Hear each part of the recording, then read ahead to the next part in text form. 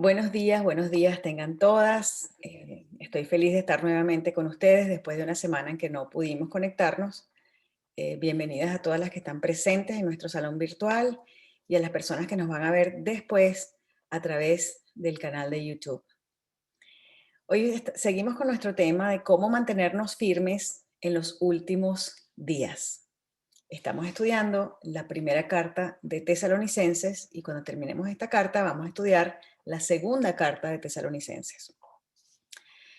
Hoy vamos a hablar del primer capítulo, el capítulo 1 de Primera de Tesalonicenses, y vamos a enfocarnos en hablar de la fe y el ejemplo de los tesalonicenses. Durante la temporada de lluvia es frecuente que algunos sectores y vías específicas de Houston, Texas, la ciudad donde vivo, sufran inundaciones. Son inundaciones repentinas, las vías se hacen intransitables y en esos momentos es muy frecuente que tanto las autoridades como los meteorólogos, lo dije bien, de los noticieros locales, nos manden muchísimas noticias, muchísimas advertencias. Inclusive si estás viendo televisión, se interrumpe la programación y sale una alarma con un sonido durísimo que no puedes ignorar y nos advierten que hay un peligro, que no es desconocido por los habitantes de Houston. No vives sino 2 años en Houston y ya sabes cuáles son las vías que se inundan. La advertencia siempre es la misma. Peligro de inundación repentina. Si usted ve un camino lleno de agua, deténgase, dé la vuelta, no trate de atravesarlo, hay un peligro.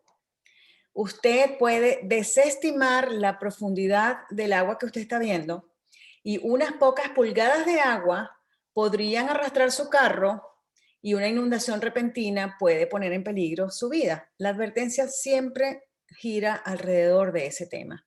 Sin embargo, todos los años vemos imágenes de personas que quedaron atrapadas en sus vehículos en medio de una vía que requieren ser rescatadas. Lamentablemente, incluso se pierden vidas humanas y se acumulan pérdidas materiales de vehículos que quedan completamente destruidos por el agua. Visto desde lejos, pareciera que puede haber tal empeño por llegar a un destino prefijado que los seres humanos somos capaces de ignorar los peligros y las advertencias que nos están dando de un camino intransitable. Podemos inclusive negarnos a dar la vuelta y negarnos a tomar otro camino porque lo consideramos que es menos directo o más demorado para llegar a donde nosotros queremos llegar. Simplemente es como si nos costara mucho replantearnos el destino y el camino conocido para llegar a donde queremos llegar. En nuestra relación con Dios es igual. Veámoslo así. Si una persona entra a un camino inundado, no puede avanzar porque está intransitable. Se arrepiente de haberlo tomado, pero no da la vuelta para regresar, quedándose estática en el sitio donde no puede avanzar más. Nosotros pensaríamos que esa persona hizo una tontería o por lo menos que es muy terca. Para experimentar una relación personal con Dios, no es suficiente arrepentirse del pecado. Hay que volverse a Dios, darle el frente y mantenerse en Él. La decisión más importante que puede tomar cualquier persona en su vida es sin duda la de confiar en Jesucristo para su salvación. Es decir, para tener paz con Dios a través del único camino por el cual podemos llegar a Dios, que es Jesucristo. ¿Y tú, recuerdas ese día cuando tomaste la decisión de rendirle a Jesús el señorío de tu vida? Desde entonces, ¿alimentas tu relación personal con Dios? ¿Estás sirviendo al Dios vivo y verdadero? ¿Vives con anticipación de la venida del Hijo de Dios que te librará de la ira por venir? Veamos qué podemos aprender de los tesalonicenses. a quienes Pablo le escribió una carta junto con Silas y Timoteo, y es la carta que conocemos como la primera y la segunda carta de Tesalonicenses. Vamos a ver qué podemos aprender de ellos.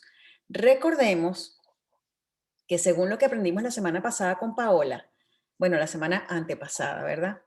La iglesia de Tesalónica fue plantada por Pablo, Silas y Timoteo en el segundo viaje misionero de Pablo, en medio de una fuerte oposición que causó que Pablo y su equipo tuvieran que salir deprisa de Tesalónica porque sus vidas corrían peligro. Los tesalonicenses recibieron el evangelio de una manera maravillosa y se comenzó a regar por toda la región el testimonio de su fe y ejemplo. Al mismo tiempo, se quedaron sin un guía permanente en sitio y comenzaron a surgir algunas dudas en la congregación. Así es que Pablo y su equipo le escriben una amorosa carta para alentarlos, para fortalecerlos, para darles confianza en el regreso de Cristo y para darles instrucciones. Veíamos con Paola la semana pasada que los 3 primeros capítulos de la primera carta de Tesalonicenses están llenos del agradecimiento de Pablo y de su equipo por la iglesia en Tesalónica. Vamos a ver el primer capítulo de Primera de Tesalonicenses y veamos qué podemos aprender entonces de ellos, de su fe y de su ejemplo para mantenernos firmes en estos últimos días. Para ello vamos a cubrir 3 aspectos en la clase de hoy. El primero, la descripción de los tesalonicenses. El segundo, el recibimiento del evangelio por parte de los tesalonicenses. El tercero, el resultado del ministerio de Pablo en Tesalónica. Vamos a leer juntos Primera de Tesalonicenses, capítulo 1. Los leo.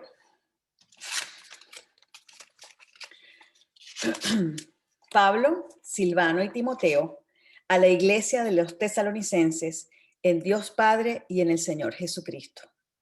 Gracia a vosotros y paz.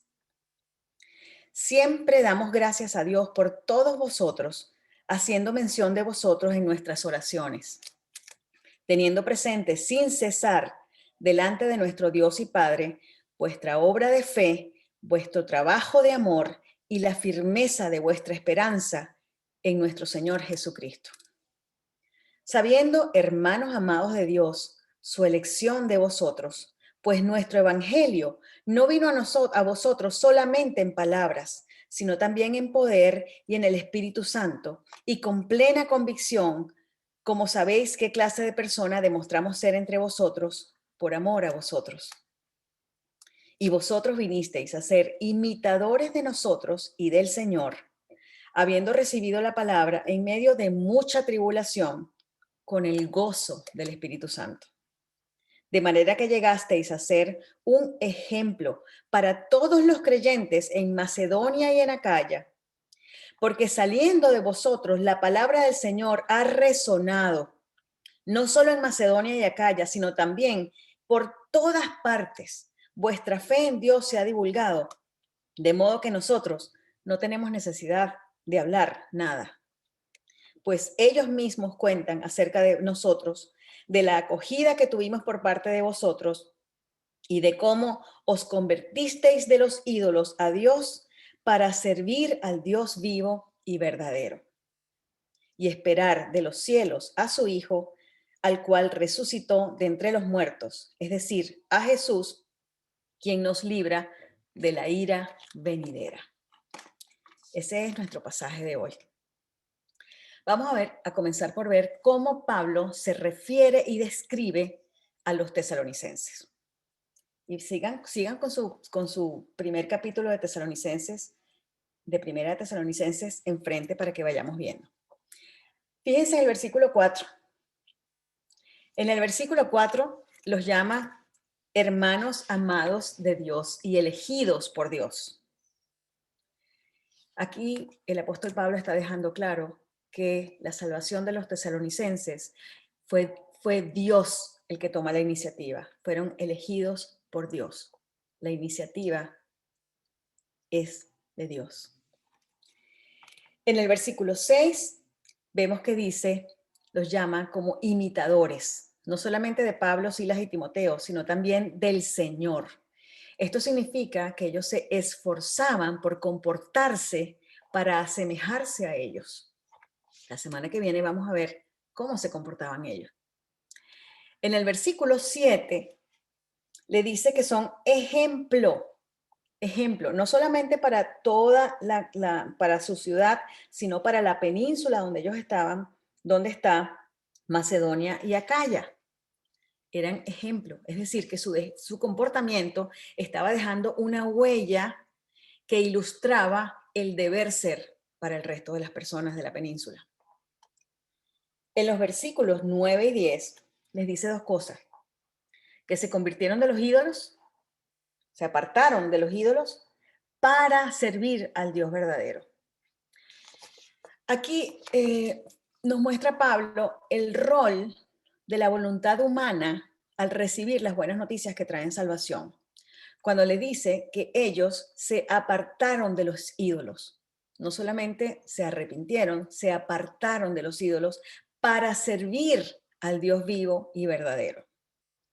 Y además, en el versículo 10 dice, esperando de los cielos a su Hijo, es decir, con la esperanza cierta de la cual nos habló Elsie en la clase introductoria de esta serie, cuando estudiamos Tito 2 del 11 al 14. Tenían la esperanza cierta de que Jesús vuelve. Así describe Pablo a los tesalonicenses en el primer capítulo. Qué descripción tan hermosa. Yo te recomiendo que mientras vamos leyendo todas las cartas primera y segunda de Tesalonicenses, prestes atención a nuevas maneras en las que Pablo se refiere a los tesalonicenses a lo largo de toda la carta, y hagas una lista acerca de las personas de esta iglesia, de los tesalonicenses, y de cómo Pablo se refiere tan amorosamente a ellos. Recuerda, cuando hagas esa lista, que esta iglesia fue sembrada en tiempos de muchísima tribulación y en un tiempo relativamente breve, en un tiempo de muchísima persecución. Estoy segura que haciendo esta lista serás grandemente bendecida. Vamos a ver ahora cómo recibieron el Evangelio los tesalonicenses. Para eso nos vamos a ir al versículo 5 y lo vamos a desglosar un poco. El versículo 5 dice, pues nuestro Evangelio no vino a nosotros solamente en palabras, a vosotros, solamente en palabras, sino también en poder y en el Espíritu Santo y con plena convicción, como sabéis qué clase de personas demostramos ser entre vosotros por amor a vosotros. Aquí dice con palabras, es decir, de forma oral, mediante una predicación. El contenido de esa predicación, de acuerdo a lo que vemos en Primera de Tesalonicenses 2:13, es la palabra de Dios. Ellos recibieron, escucharon la palabra de Dios. Las buenas noticias. Esas buenas noticias no se relacionaban con eventos comunes en la historia del mundo, sino con la noticia divina de que Jesucristo es el Salvador, que busca dar vida eterna al pecador, demandando arrepentimiento y fe. Pero también la palabra vino en poder. El apóstol observa que las buenas noticias estaban presentadas con poder, pero no con un poder humano basado solo en palabras, sino en el poder que emana de la relación del orador, la relación personal del orador con Dios, una relación personal y directa con el Espíritu Santo. Esto significa que al predicar no hay solamente palabras humanas. Cuando las palabras humanas están llenas de sabiduría y de elocuencia y de hasta manipulación, la atención se centra en el orador. Pero cuando se predica con el poder del Espíritu Santo, la atención se enfoca en Dios, quien es quien cautiva al oyente. También recibieron el Evangelio en el Espíritu Santo, dice. El Espíritu Santo es quien da entendimiento al que escucha el mensaje del Evangelio y llena, guía y empodera al creyente para vivir una vida que agrade a Dios. También recibieron el Evangelio con plena convicción. En griego, la palabra convicción, pleroforia, apela a que el Evangelio no llegó como una predicación emotiva y acaramelada, sino que demandaba un ejercicio mental, pensar, sustentado en eventos históricos que eran certísimos. Ellos estaban siendo presentados eventos históricos certísimos. De eso, de hecho, esa palabra, pleroforia, se usa en Lucas 1:1. Lucas es quien compila el Evangelio, pero en orden cronológico. Y él dice, Lucas 1:1 dice que ellos hablaron de cosas que son muy ciertas. Pleroforia, con plena convicción. Entonces no es una fe ciega, es una fe informada de eventos certísimos que cautivan y causan que tú entiendas con plena convicción el Evangelio con la ayuda del Espíritu Santo. Y esto lleva al oyente del Evangelio a responder al amor de Dios, a creer firmemente, a rendir el señorío de sus vidas al Señor y a caminar de acuerdo con esa firme convicción. Pero además, el Evangelio fue recibido por los tesalonicenses con un testimonio de vida. Aquí dice, como sabéis qué clase de personas demostramos ser entre vosotros por amor a vosotros. Eso se refiere a la forma como Pablo, Silas y Timoteo estaban viviendo delante de ellos. Y ellos, los tesalonicenses, respondieron con la misma, demostrando las mismas cualidades. Eran entonces los tesalonicenses como esas piedras y cartas vivas de las que habla el apóstol Pedro en sus cartas y que demuestran la conjunción del mensaje con el poder de Dios y la presencia del Espíritu Santo. Todo esto por iniciativa de Dios, no se olviden, Él fue el que inició todo esto, que quien da el primer paso y ante quien nosotros tenemos la responsabilidad de responder ejerciendo nuestro libre albedrío. Es así como vemos que los tesalonicenses son un ejemplo claro de que el Evangelio, más que un mensaje o una presentación, es una transformación. Pero vamos a ver entonces ahora cuál es el resultado del ministerio de Pablo. Vamos a ver en el primer capítulo de Tesalonicenses qué vemos sobre el resultado de este ministerio. El versículo 5 nos dice que Pablo, Timoteo y Silas estaban llevando una vida acorde a lo que ellos estaban predicando. Y entonces vemos en el versículo 9, vemos el resultado del ministerio. Dice, ellos mismos cuentan acerca de nosotros, de la acogida que tuvimos por parte de vosotros y de cómo os convertisteis de los ídolos o se apartaron de los ídolos.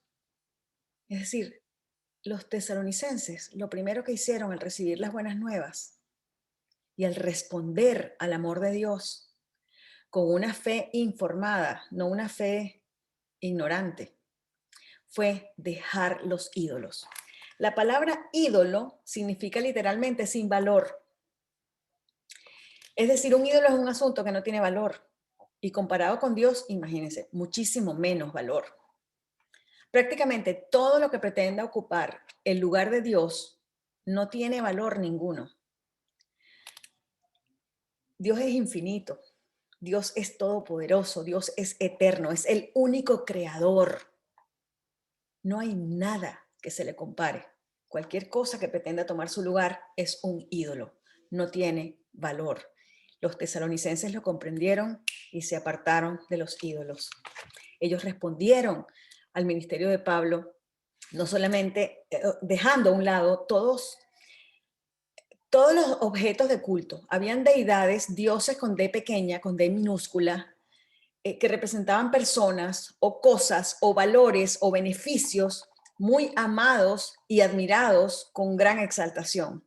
Y ellos, sin embargo, se apartaron de ellos cuando escucharon el Evangelio, de la forma como ya hemos dicho en la segunda parte de esta charla. Eso a veces es muchas veces más fácil decir que de hacer, pero es indispensable que nosotros entendamos la importancia capital de dejar de confiar en dioses falsos con D minúscula, sin ningún valor y en nuestras obras para ser salvos. Es indispensable. En nuestros días, incluso los que seguimos a Jesucristo, necesitamos dejar ídolos. Y no me refiero a aquellos más evidentes que están labrados en yeso, madera o metal. No.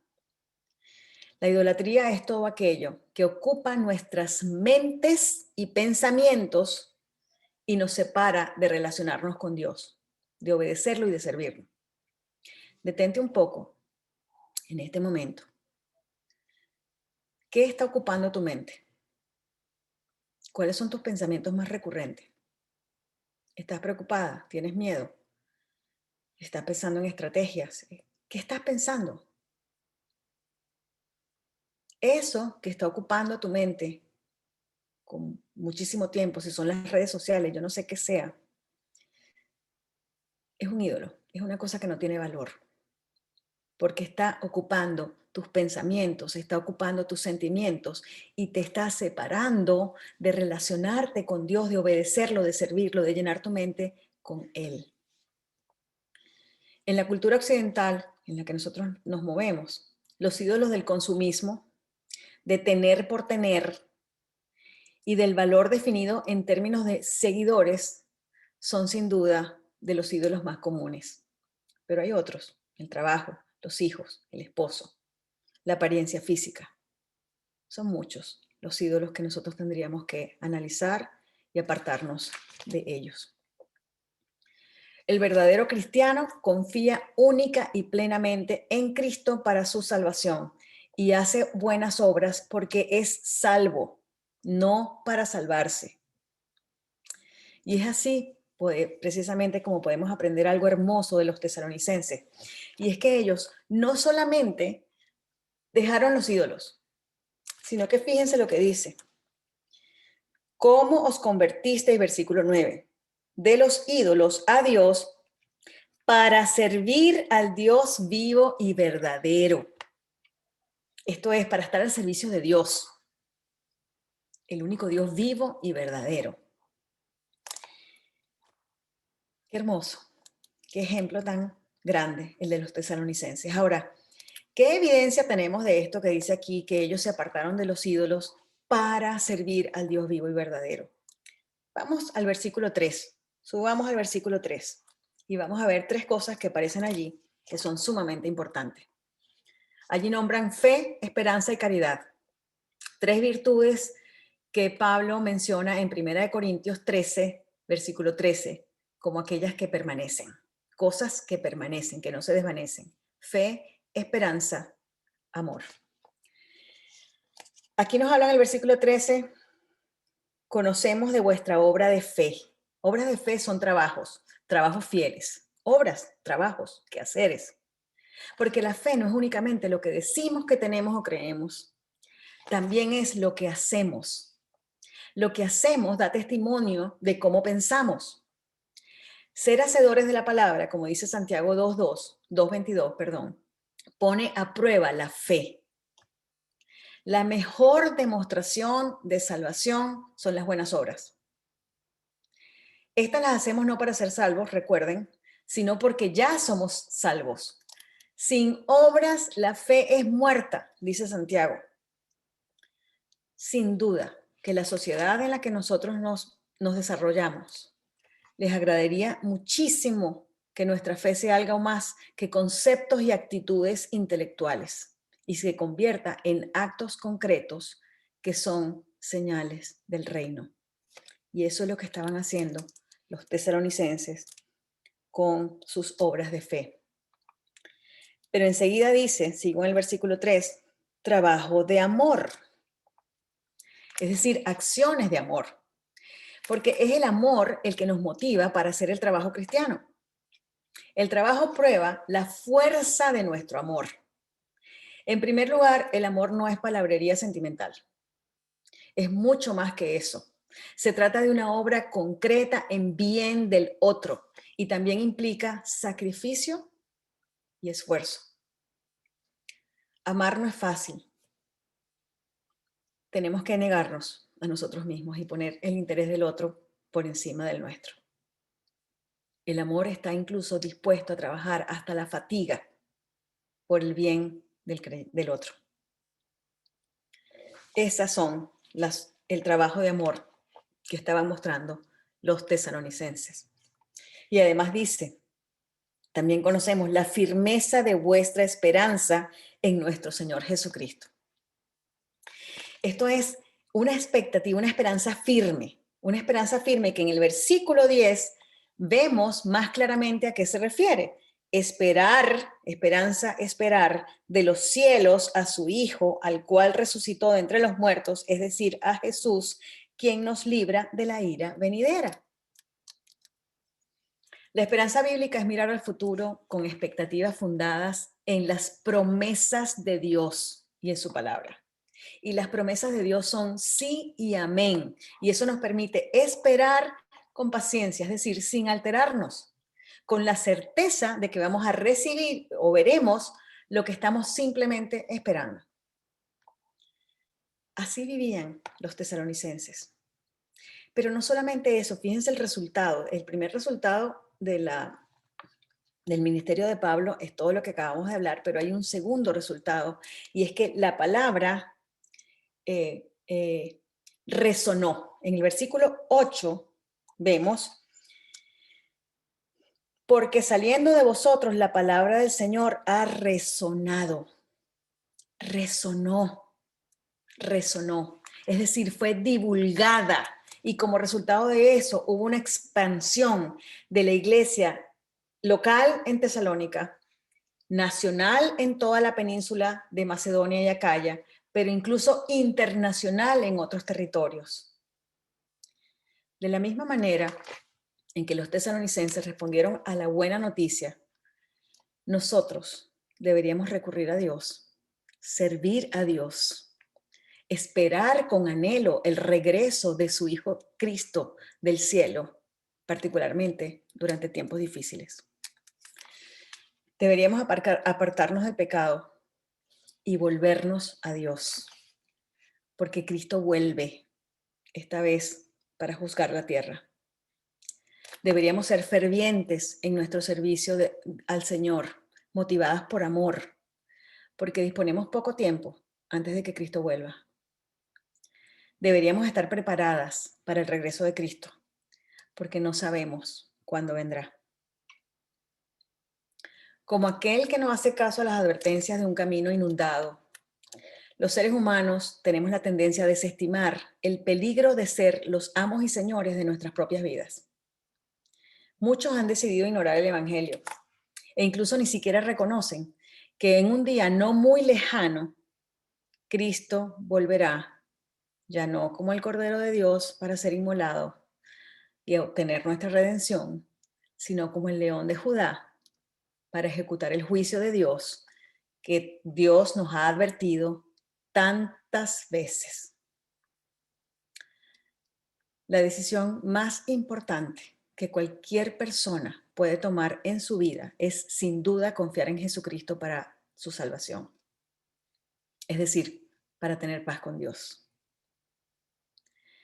A través del único camino a través del cual podemos llegar a Dios, que es Jesucristo.